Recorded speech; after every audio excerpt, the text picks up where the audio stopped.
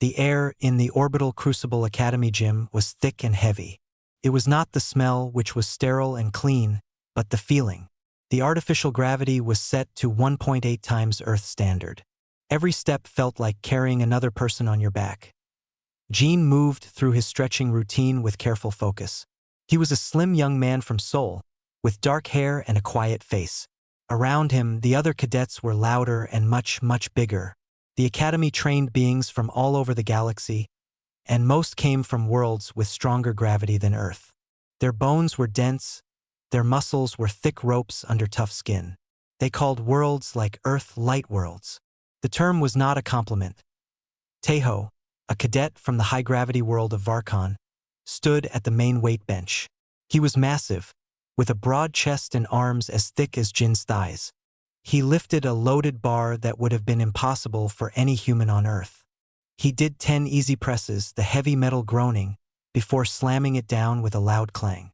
His friends, other hulking aliens with various skin tones of gray and green, grunted their approval. Gene finished his stretches and went to a simple pull-up bar. It was a basic exercise, but even this was harder here. He jumped, gripped the bar, and began to pull. His back and arm muscles tightened, burning with the extra effort the gravity demanded. He did 8 clean pulls before his grip started to fail. He dropped down, landing softly on the balls of his feet. His breath coming a little fast, a shadow fell over him. It was Taeho, wiping his neck with a towel. "Only 8, Taeho said, his voice a deep rumble.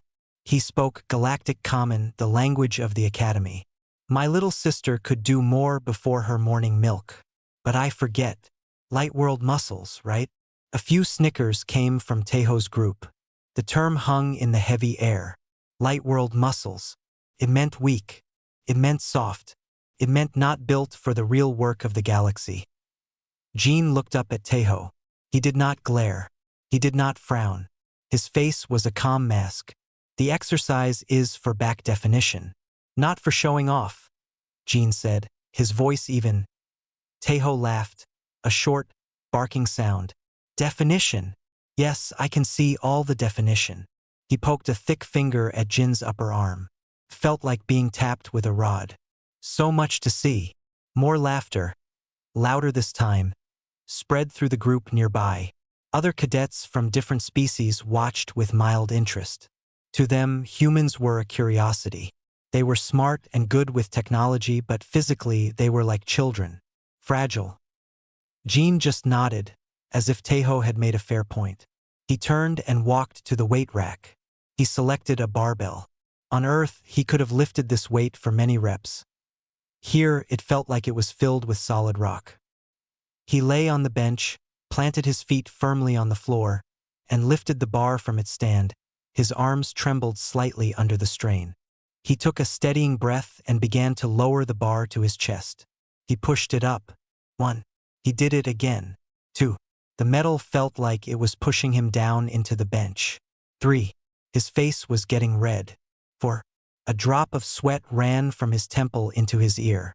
5. He racked the bar with a final grunt of effort. He sat up, his heart pounding against his ribs. The room seemed to swim for a second. From across the gym, he heard Taeho's voice, loud and full of mock concern. "Careful, Lightworld. Don't tear your fluffy muscles." This time, the laughter was a general wave through the alien cadets. It wasn't all mean-spirited. Some of it was just the simple amusement of seeing something pitifully weak. Gene was a living joke to them. He was the proof of their own superiority. He did not react. He had learned that reacting, showing anger or shame, only made it last longer. It gave them what they wanted. He simply stood, wiped his face, and continued with his routine, a solitary figure in the crowded, noisy room of giants. Later, in the mess hall, the gravity was a comfortable Earth standard. Gene felt lighter, but the weight of the day was still there. He picked at a tray of nutrient paste, a bland, beige food that was full of everything a body needed and none of the taste. Mira slid into the seat across from him. She was from Busan, with sharp, observant eyes and a practical way about her. She saw his quiet face. "I heard about the gym," she said, stirring her own paste. Everyone heard, Jean replied softly. Taeho makes sure of it. It's just noise, Jean. They are big fish in a small, heavy pond. Their brains are in their biceps. Jean almost smiled. Their biceps are the size of my head. It is a lot of brain space. Mira did smile. See? You are smarter already. We are not here to lift weights. We are here to learn to run the machines that move worlds. They will be loading cargo. You will be plotting the course through a neutron star's wake. Who cares what they laugh at? Jean looked at his hands. They were slender, good with tools, good with interfaces. He made a fist. On the bench press, they had felt useless. I care, he admitted. It is hard not to care when everyone sees you as a joke. Mira leaned forward. Then stop being the joke. Find the thing they cannot do. There is always something. Our instructor, Park, she is human. Do you think anyone laughs at her? They are afraid of her. Because she is the best operator of the big machinery. Find your machine, Jean. He nodded, but the feeling of the heavy bar, the sound of the laughter, it was stuck in him. He was strong for a human. Here, he was the weakest thing in the room. The title Lightworld Muscles was now his name. He finished his meal in silence, the words of his friend mixing with the echo of Taeho's laughter in his mind. He was here to prove something, but he did not yet know how or even what. He just knew the weight of the proof felt heavier than the gym's gravity. The next morning, the class gathered in a new part of the academy. They were in a large transit corridor. Instructor Park stood before them. She was a human woman with short gray hair and calm eyes. She did not look physically strong, but she carried an air of quiet command that made even the biggest cadets stand up straight. Today, you will see the heart of a deep space operation, she said. Her voice was clear and carried easily. You have learned theory. You have trained your bodies. Now, you will see the tool that makes theory and muscle useless. Taeho shifted on his feet. He looked confident. Tools were for smaller beings, he thought. Real power came from the self. Instructor Park led them down the corridor. They passed through a series of heavy security doors. Each one hissed open and sealed behind them. The air grew cooler. The sounds of the academy faded away, replaced by a deep, quiet hum. It was the sound of massive power running through cables as thick as a person. Finally, they reached a vast, circular hangar. The lights were low. In the center of the open space, lit by bright spotlights from above, sat a machine. The class stopped as one group. No one spoke. It was not a ship. It was a control center. It looked like a giant, ancient heart made of metal and wire. It was called the Full Control Station. Everyone had heard of it in stories. Few had ever seen one. It was a tangled mess of technology. There were rows of heavy manual levers, made from solid steel, their grips worn smooth. There were banks of physical switches and spinning dials that glowed with soft light. Dozens of small, delicate toggles were arranged in complex patterns. Wires bundled together like veins ran in and out of its base. At its core was a large, heavily padded chair. Above it hung a neural interface crown, a ring of dark metal with dozens of contact points. This, Instructor Park said, walking towards it, is a Mark 7 full control station. It is the direct, hardwired brain for a deep space mineral barge. When the main computers fail, when all the automatic systems stop, this is what a crew uses to keep from dying in the dark. She placed a hand on one of the big levers, came up to her chest. Every system on the barge, engines, life support, gravity, stabilizers, can be manually controlled from here. These levers control primary power. They require significant physical force to move. These toggles here, she pointed to the small, precise switches, control pressure and oxygen mix. A mistake of a millimeter can poison the crew or blow a hatch. Taeho grinned. He looked at the big levers. They looked like something he could use. Finally, a machine that needed real strength. Jean just stared. His eyes did not go to the big levers. They scanned the rest of it. He saw the hundreds of tiny inputs. He saw the foot pedals under the chair for balance control. He saw the twin joysticks for fine maneuvering. It was not one machine. It was 20 machines crushed into one, requiring every part of the body to work at once. Instructor Park continued. The neural link is for direct feedback. It lets you feel the ship. You feel a pressure leak in Deck 3. You feel the strain on the engine core. It is the only way to understand a vessel that large. But the feedback is raw. It is pain. It is heat. It is pressure. Your brain receives signals meant for a ship's computer. Most species' nervous systems reject it violently after a few seconds. She looked at the quiet group. The galaxy has moved on. Modern ships have filtered interfaces. They have safety limiters. This, she patted the station, has no limiters. It is pure, direct control. We keep it and we train on it because sometimes the galaxy is a cruel place. Sometimes the only thing between life and death is a being who can talk directly to a dying ship. Mastering this station is the highest certification an operator can have. A cadet from a species with large, blinking eyes raised a hand. Has anyone ever mastered it? Instructor Park gave a small smile. A few. It requires a very specific set of skills. Great physical strength for the macro controls. Extreme fine motor control for the micro adjustments, and a nervous system that can endure sustained, brutal feedback without shutting down. She looked over the group. Who here believes they have all three? Tejo's hand shot up immediately. A few others, confident in their strength or their pain tolerance, raised theirs more slowly. Gene kept his hands at his sides. He had none of the first thing. He was not sure about the other two. Good. Instructor Park said. Today you will try a basic simulation. You will dock a barge that has lost its main computer. You will use only the primary levers and the fine guidance toggles. And you will feel the basic feedback of the ship status. We will see. She activated the station, came to life with a deep thrum. Lights flickered on across its panels. The neural crown glowed with a soft blue light. The main view screen in front of it lit up, showing the blackness of space and the spinning shape of a large space station dock. Who is first? She asked. Tejo stepped forward. I will go first, instructor. He puffed out his chest. He walked to the station like he was walking to a throne. Gene watched from the back of the group. He saw the size of Tejo next to the machine. For the first time, Tejo did not look so big. The machine looked hungry. Gene felt a cold knot form in his stomach. It was not fear for himself. It was a sudden understanding. This was the real test, not the gym. And he had no idea if he could even move the first lever.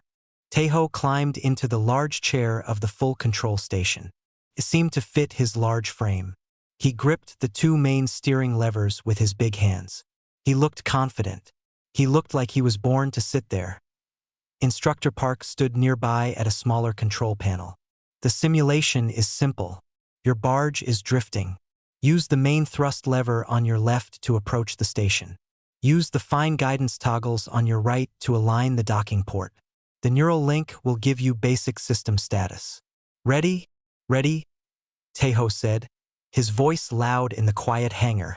Begin, said Instructor Park. A low hum filled the room. On the main screen, the view of the space station shifted. The barge was moving, drifting slowly. Tejo grabbed the big thrust lever with his left hand. He pulled. The lever did not move. He frowned. He adjusted his grip, planting his feet firmly. He pulled again, his shoulder muscles bunching under his uniform. The lever moved, but it was slow. It was not a smooth motion. It jerked forward with a loud metallic clunk.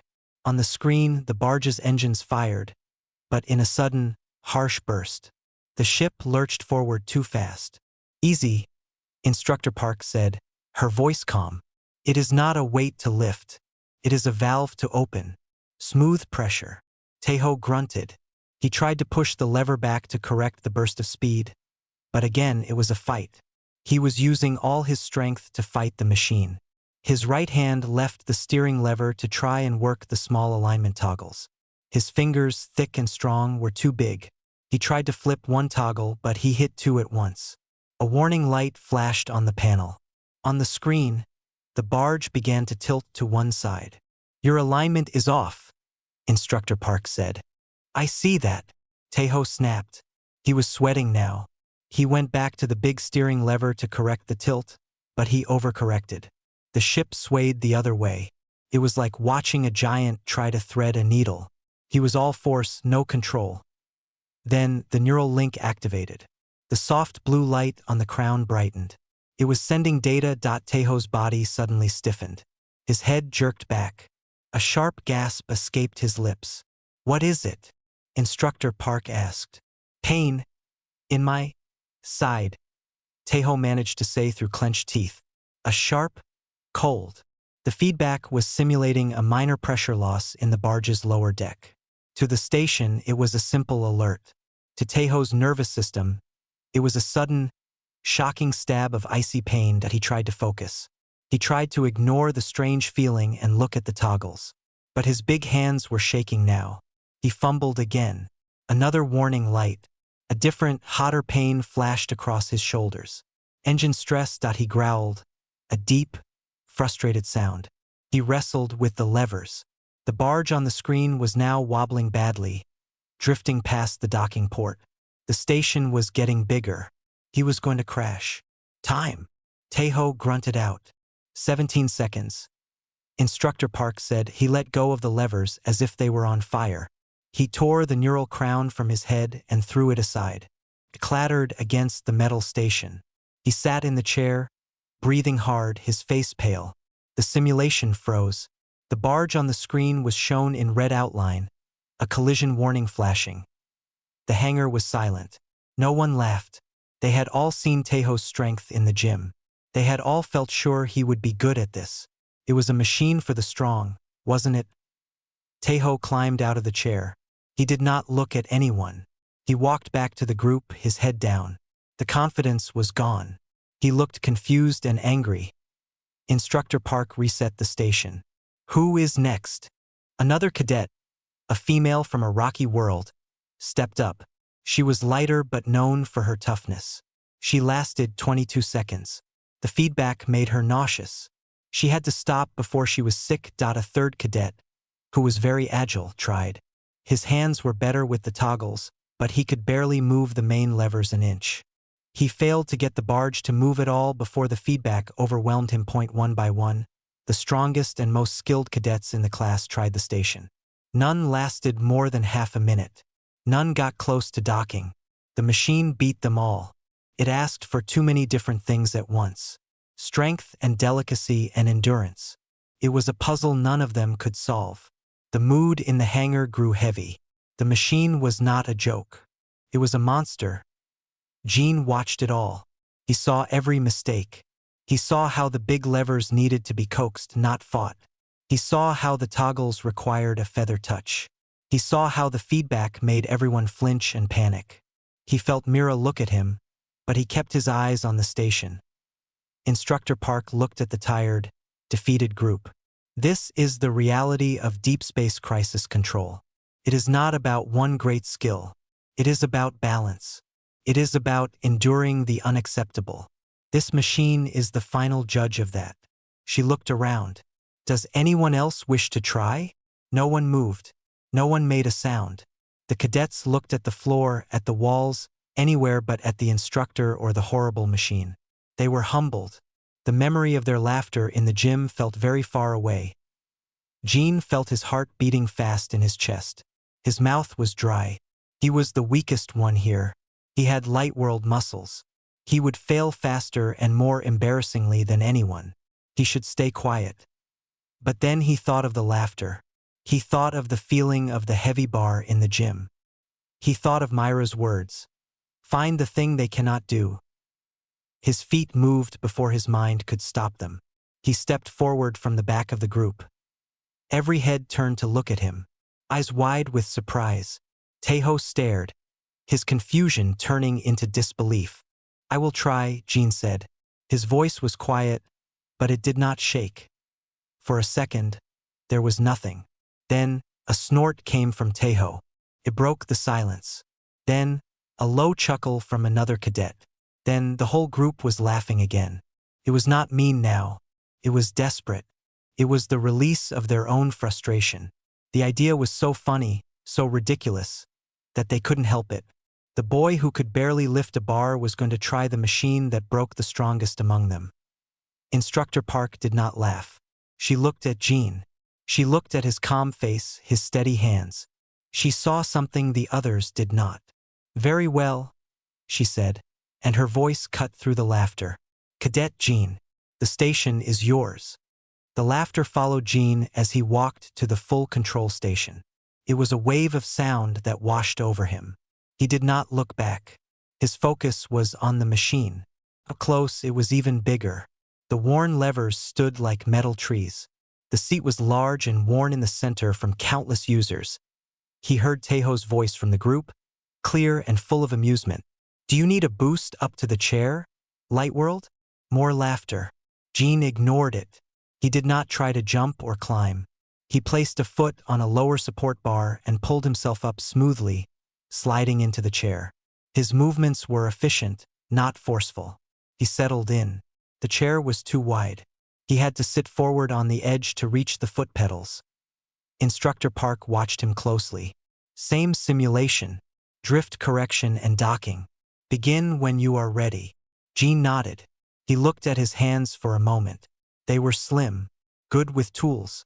He took a deep breath and let it out slowly. He reached for the main thrust lever with his left hand. The laughter finally died down. Everyone was watching, waiting for the joke to complete itself. They waited for him to strain and fail to move it at all. Jean did not just pull. He studied the lever first. He saw how it sat in its slot. He wrapped his hand around the grip. Instead of using just his arm, he braced his feet on the pedals. He leaned his whole body back, using his weight. It was a smooth, steady motion. The lever moved. It was not a jerking fight. It was a solid, heavy clunk as it engaged. There was no grunt of effort, just the sound of the machine accepting the input on the screen. The drifting barge's engines fired with a gentle, steady glow. It began to move forward smoothly, not in a lurch. The laughter in the hangar was gone. It was replaced by a deep, puzzled silence. Jin's right hand was already moving. His fingers danced over the small guidance toggles. They were the perfect size for his fingertips. He tapped one, then two with tiny, precise adjustments. On the screen, the barge's alignment shifted subtly.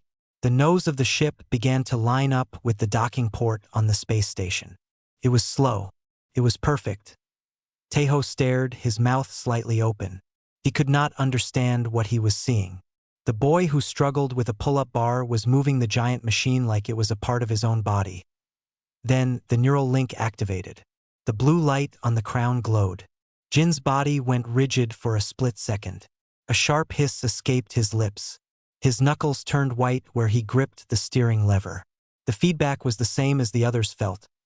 A sudden, cold stabbing pain in the side, a warning of a pressure leak. The class leaned forward. This was where he would fail. This was where he would scream or tear the crown off. The pain was too much. Jean did not scream. His eyes squeezed shut for a moment, then flew open. They were sharp, focused. He breathed in through his nose and out through his mouth. A long, controlled breath. He accepted the pain. He did not fight it. He let it sit there in his mind, a bright, cold signal, while the rest of his mind focused on his hands. His left hand made a tiny adjustment to the thrust, compensating for a slight drift. His right hand flicked two more toggles. The barge continued its slow, straight path. Another wave of feedback hit. This one was heat across the back. Engine temperature rising. Jin's teeth ground together. A vein stood out on his temple. Sweat started beading on his forehead. But his hands did not shake. They did not fumble. They kept moving, steady and sure. Instructor Park's eyes were fixed on her monitor. A small timer was running in the corner. Past 30 seconds. Then 45. He had already lasted longer than anyone else. Jean was in a different world. The hangar, the other cadets, they all faded away. There was only the machine and the signals from his body. The pain was just information. Cold in the side means leak. Heat in the back means engine strain. His human body, evolved to endure long hunts and hard labor, was processing it not as something to flee, but as something to understand. His Lightworld muscles, built for efficiency over raw power, were perfectly suited to the sustained, careful pressure the levers required. On the screen, the docking port of the station grew larger. The barge was aligned perfectly. It was moving at the correct, slow speed. It was a textbook approach. 50 seconds. Instructor Park said softly.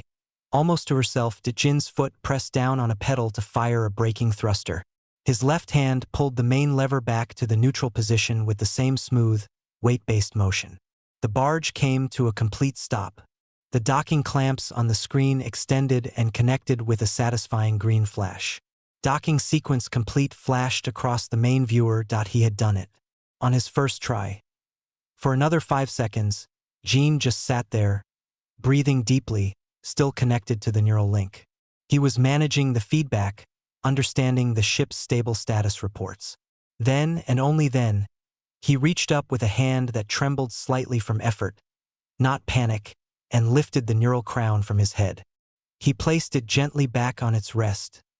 The silence in the hangar was absolute. It was a heavy, full silence, packed with shock.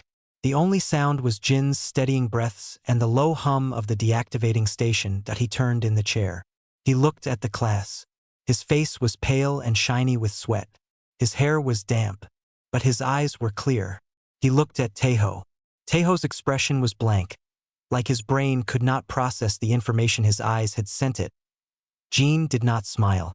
He did not look proud. He simply looked like someone who had finished a very difficult job. He climbed down from the station, his legs a little unsteady from the strain, and stood on the floor. No one laughed. No one spoke. They just stared at the slim human who had raised the full control station to its purpose. Jin stood on the metal floor of the hangar. The silence was a heavy blanket over everyone. He could hear his own heart beating in his ears. His body felt shaky and tired, like after a long run. He looked at the faces of the other cadets. They were not laughing. They were staring at him with confusion and a new kind of attention. Instructor Park walked to the center of the space between Jin and the class. She did not smile. Her face was serious, like a teacher about to give an important lesson. She looked at the group of silent, humbled aliens. "You have questions," she said. Her voice was calm but firm. It broke the silence. "You saw him struggle in the gym.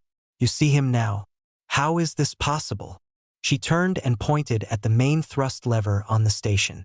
"Cadet Taeho, you moved that lever. How did you do it?" Taeho looked up, surprised to be called on. His voice was quiet, not the loud rumble from before.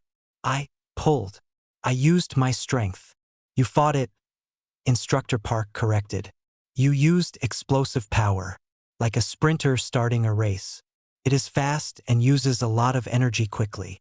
She turned back to the lever. Jin did not fight it. He used leverage. He used his body weight and steady pressure. Like a rock climber. It is slow and uses energy over a long time. The machine is designed for the second way, not the first. She moved to the panel of tiny toggles. "Your hands, Taeho, are perfect for crushing rock, for gripping heavy tools, but they are too large for this fine work."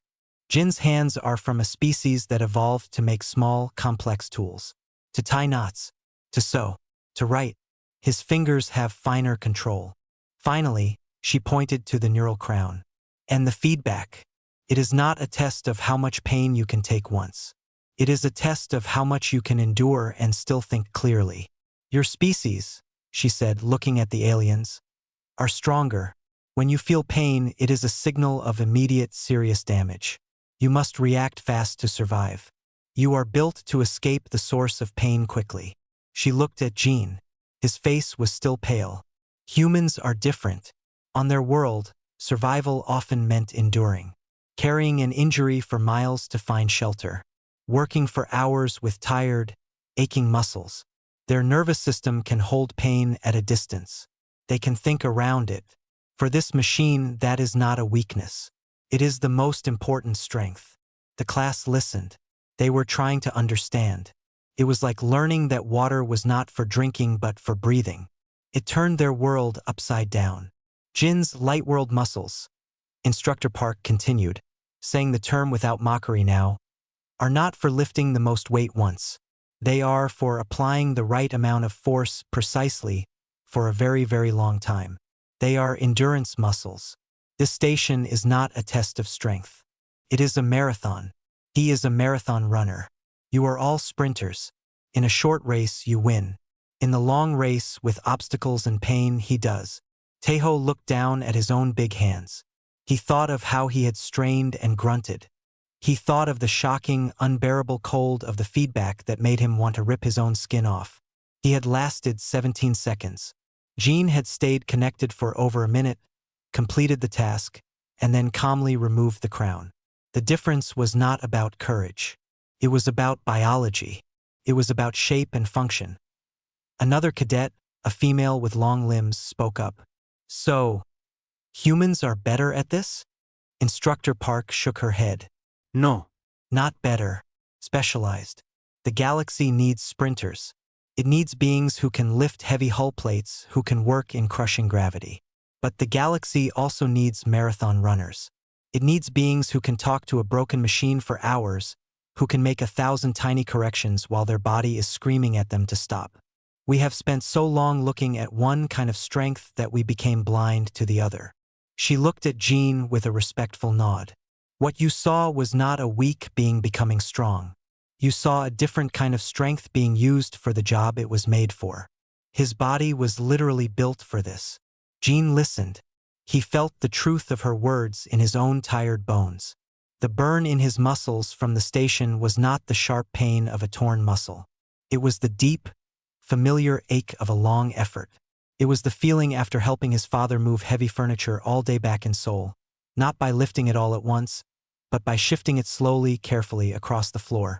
It was an endurance ache. He saw the other cadets looking at him now. The mockery was gone. It was replaced by something else. Curiosity, reevaluation, a little bit of awe. They were not looking at the joke anymore. They were looking at the specialist. Taeho took a step forward. He did not look angry. He looked like someone trying to solve a very hard math problem. He met Jin's eyes. He didn't speak. He just gave a single, slow nod. It was not a friendly gesture, but it was a recognition. It was one warrior seeing a different kind of warrior for the first time. Instructor Park clapped her hands once. The sound echoed. Lesson concluded. Dismissed to your next module. Remember what you saw here today. Strength has many faces. The group began to move, talking in low, serious whispers as they filed out of the hangar. Jean stood still for a moment, watching them go.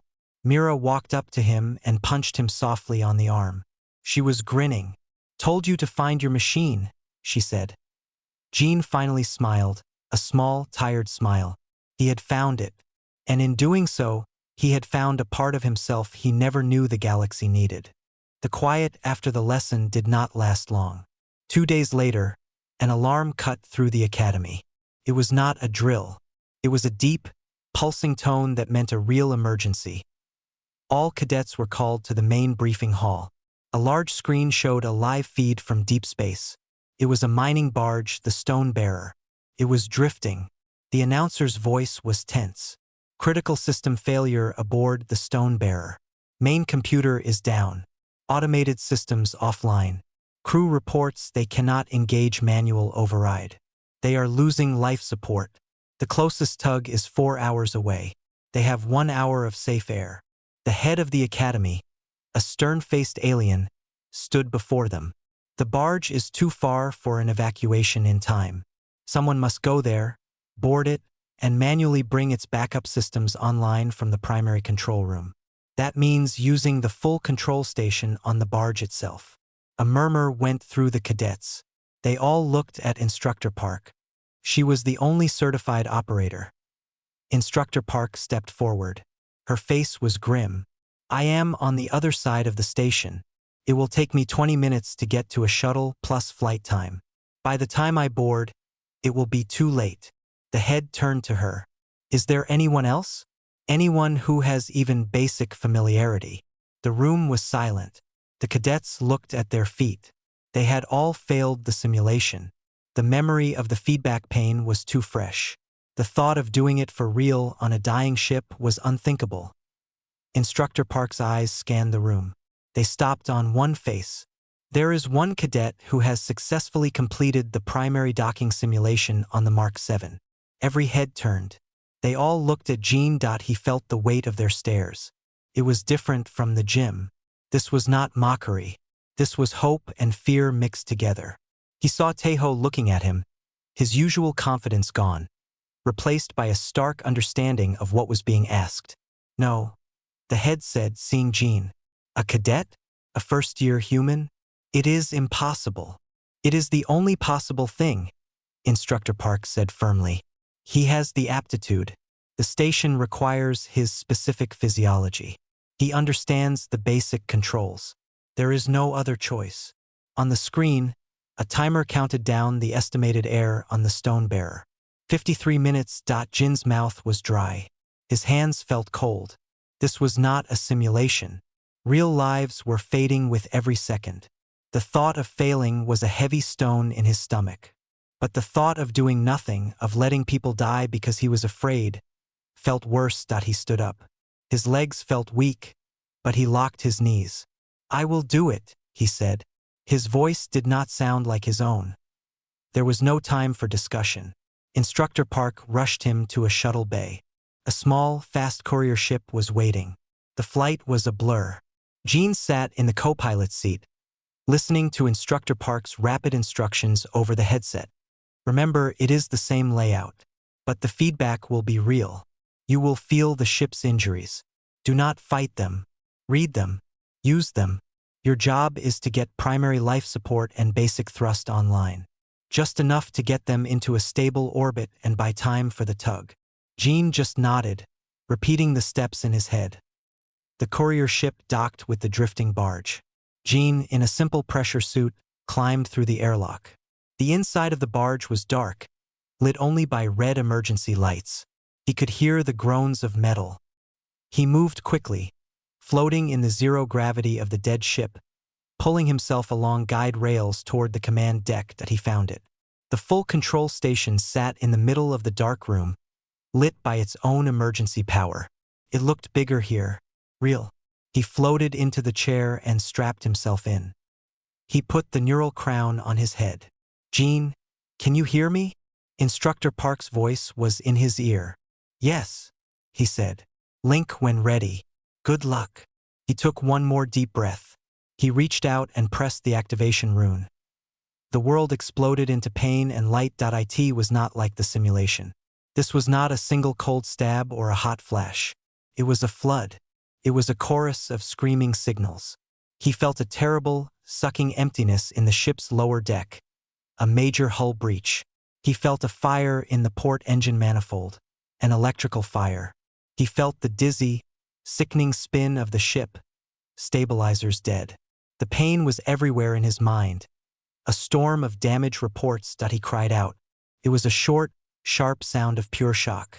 In the quiet courier ship, Instructor Park and Mira heard it over the comm. They closed their eyes. Gene almost ripped the crown off. His body wanted to escape. Every instinct told him to flee this agony. But he didn't. He remembered Instructor Park's words. It is information. He breathed, forcing air into his lungs. He let the storm rage, and in the middle of it, he listened. Emptiness in lower deck means hull breach. Seal those sections. Fire in port manifold. Cut power to that ring. Spin means stabilizers need to counterthrust. His hands moved. They were shaking badly, but they moved. He pulled the heavy lever to divert power. He fought the resistance using his whole body, leaning into it. He flipped a series of toggles to seal the damaged decks. Warning lights flashed, then turned off as the sections were sealed with each action. One of the screaming pains in his mind quieted. The hull breach signal faded to a dull throb. The fire warning went out. The ship was still dying, but it was no longer bleeding out. His focus narrowed to the next task. Get air moving. His fingers, slick with sweat inside his gloves, worked the environmental controls. He rerouted oxygen from unused tanks. A green light flickered on. Primary life support, online. The crew had air, but the ship was still spinning, drifting toward a dangerous debris field. Thrust, Jean. You need minimal thrust to stop the spin. Instructor Park's voice guided him. Calm and steady, he nodded, though no one could see. His arms felt like lead. The feedback was a constant, grinding ache in every part of his brain. He gripped the steering levers. He needed to fire the starboard maneuvering thrusters in a careful burst. He pushed the lever. It was the hardest thing he had ever done. The ship's systems were damaged, adding more resistance. He braced his feet and pushed with his legs, his back, his shoulders. A low groan came from his throat, a sound of pure strain on the external view. A small thruster fired. The slow, sickening spin began to decrease. He pushed again. Another burst. The spin stopped. The stone bearer was now drifting calmly. In the command chair, Jin's head fell back. His body was trembling with exhaustion. The neural crown was still alive with data, but it was now the steady hum of a stable, wounded ship, not the scream of a dying one. You did it, Jean. Instructor Park's voice was full of relief. The tug is 10 minutes out. You can disconnect. But Jean didn't. He kept his hands on the controls. He kept the crown on his head. I will stay until they arrive, he said, his voice rough. In case something changes. He would stand the watch. He would endure the ache. That was his job. That was what his Lightworld muscles and his human nerves were for. In the main viewport of the dark barge, reflected in the glass, he could see himself. A slim figure in a too-big chair, holding the heart of a giant machine steady. Jean stayed connected to the full control station until the heavy tug ship locked onto the stone bearer. He felt the deep clang through the metal through the neural link. Only when the tug's powerful stabilizers took over did he finally lift his hands from the controls. His fingers were stiff. He removed the neural crown. The sudden silence in his mind was almost as loud as the pain had been. He floated out of the chair, his body feeling loose and empty. The crew of the barge, saved by his actions, found him on the command deck. They were tired and scared, but their thanks were real and quiet. He just nodded, too exhausted for words. The return to the academy was a blur. A medical scan checked him. He was fine, just deeply tired. They gave him food and told him to rest. He slept for 12 straight hours. When he walked into the mess hall the next morning, everything was different. The room did not go silent, but the noise changed. It became softer. Cadets looked at him, then looked away respectfully. Some of the aliens he did not even know gave him a small nod as he passed. He was no longer part of the background. He was a person they all knew now. He got his nutrient paste and looked for a place to sit. He saw Mira waving from a table. As he walked towards her, he saw Tejo sitting with his usual group.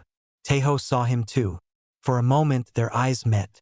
Jean prepared for a sneer, a dismissive look. Tejo did not sneer. He stood up. His large frame made the movement obvious.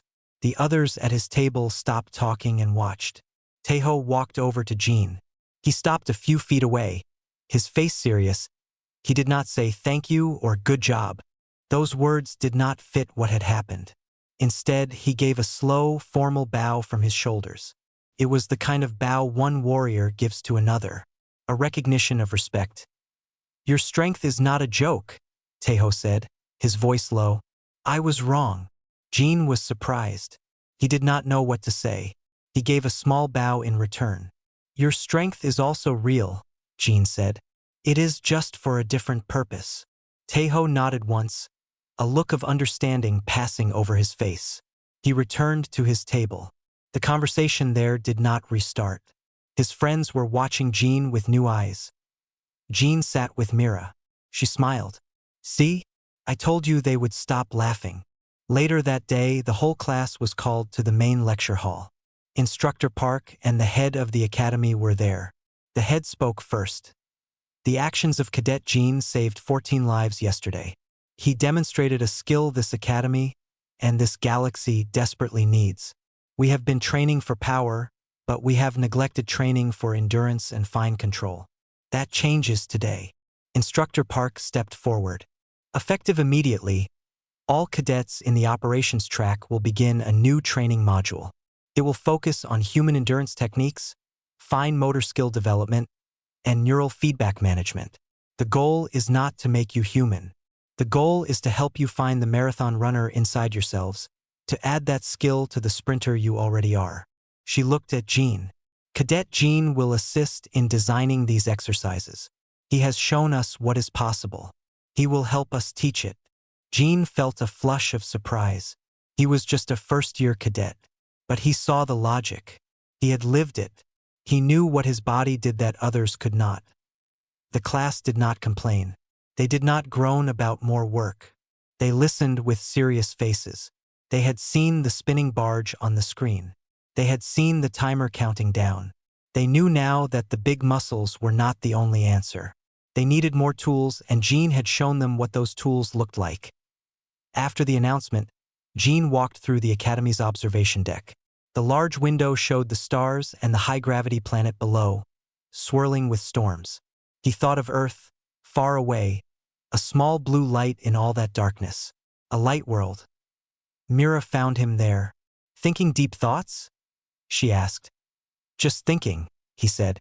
It is strange. I came here feeling weak. Now they want me to help teach strength. It was always strength, Mira said. They just had the wrong name for it. They called it Lightworld muscles as an insult. Now it is a specialty. It is a certification. You raised the station, Jean. You changed the definition. He looked at his hands. They were just hands. But they could talk to a machine in a way no one else here could. He was not a better cadet than Tejo. He was a different kind of cadet. The galaxy needed both kinds. He was no longer the joke. He was the standard. The class that had laughed at him would now train to have a little of what he had. He had not just passed a test or saved a ship. He had opened a door. He looked out at the stars again. Somewhere out there, a ship was in trouble. Maybe today, maybe years from now, a cadet who had taken the new class would be there. They would remember the slim human who showed them that strength had many shapes. They would use that knowledge to hold a ship together. That was a good thing to have done. He turned from the window. He had a class to help plan. The work was just beginning.